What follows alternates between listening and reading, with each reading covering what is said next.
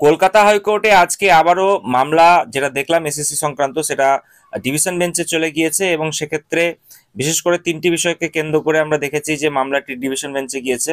প্রথমত দেখলাম বয়সজনিত একটা ব্যাপার, 2 নম্বর 10 নম্বর যে অভিজ্ঞতা বা শিক্ষকতার জন্য যেটা বরাদ্দ করা হয়েছিল তাকে কেন্দ্র করে সেটা কেন দেওয়া হবে, এবং আরো একটি বিষয় রয়েছে সেই বিষয়টি কি আমরা জানবো।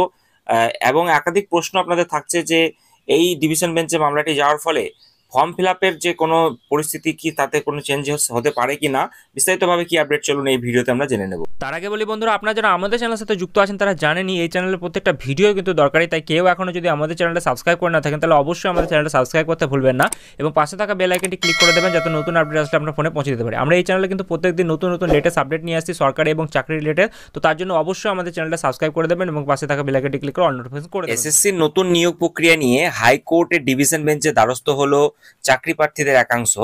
এবার এসএসসির নতুন নিয়োগ প্রক্রিয়া নিয়ে সিঙ্গেল বেঞ্চের নির্দেশকে চ্যালেঞ্জ জানিয়ে হাইকোর্টে কিন্তু আমরা দেখতে পাচ্ছি মামলা কিন্তু দায়ের হয়েছে এবং সেক্ষেত্রে কলকাতা হাইকোর্টের ডিভিশন বেঞ্চে মামলা দায়ের করলেন চাকরি প্রার্থীদের একাংশ। যেটা হওয়ারই ছিল গতকালকে, সেটা কিন্তু বোঝা গিয়েছিল যে নতুন বিজ্ঞপ্তি দেওয়া হয়েছে সেখানে একাধিক প্রশ্ন তুলেছেন চাকরি প্রার্থীদের একাংশ। গতকালকে সোমবার কলকাতা হাইকোর্টের সিঙ্গেল বেঞ্চ নির্দেশ দিয়েছে যে সুপ্রিম কোর্টের রায় মেনে এসএসসি নিয়োগ প্রক্রিয়া থেকে পুরোপুরি বাদ দিতে হবে চিহ্নিত অযোগ্যদের। তো তেমন কেউ ইতিমধ্যে আবেদন করলে তা অবিলম্বে বাতিল করতে হবে। ফের নতুন করে নিয়োগ বিজ্ঞপ্তি জারির নির্দেশ দিয়েছিল কলকাতা হাইকোর্ট এবং সেটাকে কেন্দ্র করে আমরা দেখতে পাচ্ছি ডিভিশন বেঞ্চে যাওয়া হয়েছে, মামলা দায়ের করা হয়েছে। তো এই পরিস্থিতিতে এবার চাকরি প্রার্থীদের একাংশ ফের আদালতে দ্বারস্থ হলো এবং নতুন বিজ্ঞপ্তিতে শিক্ষকতা করার জন্য যে অতিরিক্ত 10 নম্বর দেওয়ার কথা জানানো হয়েছিল সেই বিষয়কে সামনে রেখে মামলাকারীদের যে প্রশ্ন সেটা হচ্ছে যে নিয়োগটাই সঠিকভাবে হয়নি, তাহলে শিক্ষকতা করার জন্য অতিরিক্ত ওই নম্বর কেন দেওয়া হবে।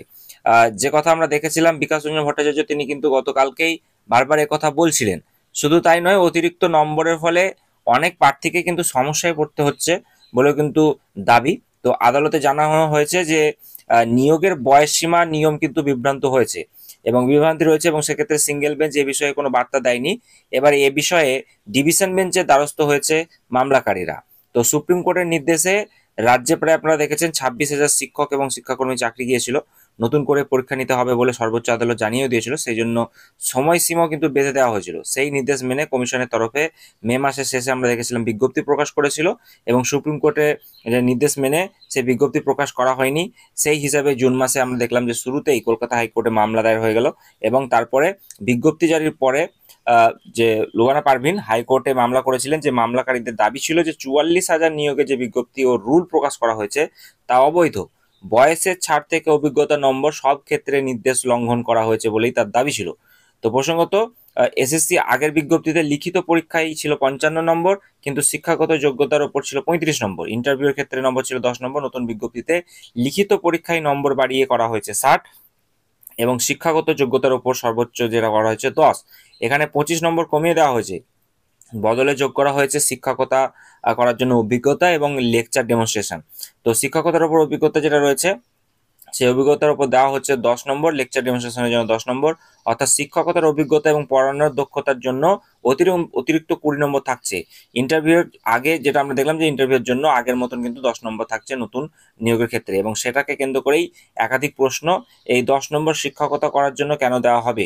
তো এখন ডিভিশন বেঞ্চে দেখার পালা যে বিষয়টি কি করা হচ্ছে, এখানে কি কোনো নির্দেশ উল্লঙ্ঘনের জন্য তারা বড়সড় কি কোনো রায় ঘোষণা করছে কি করছে না সেই দিকে আমাদের নজর থাকবে। তবে গতকালকেই আমরা দেখেছিলাম বিষয়টি নিয়ে জলঘোলা পরিস্থিতি তৈরি হয়েছিল এবং একাধিক সওয়াল জবাবে এই বিষয়টি কিন্তু বেরিয়ে এসেছিল যে 10 নম্বর অতিরিক্ত কেন দেওয়া হবে এবং বয়সে ছাড়ের ব্যাপারটা নিয়েও কিন্তু একাধিক প্রশ্ন থাকছে। বিশেষত 3টি বিষয়কে কেন্দ্র করে ডিভিশন বেঞ্চে মামলাটি গিয়েছে। এখন কি আসছে আপডেট আমরা অবশ্যই আপডেট পেলেই আপনাদের সঙ্গে শেয়ার করে দেবো, তাই চ্যানেলটি সাবস্ক্রাইব করে পাশে থাকা বেল বাটনটি ক্লিক করে দিতে ভুলবেন না।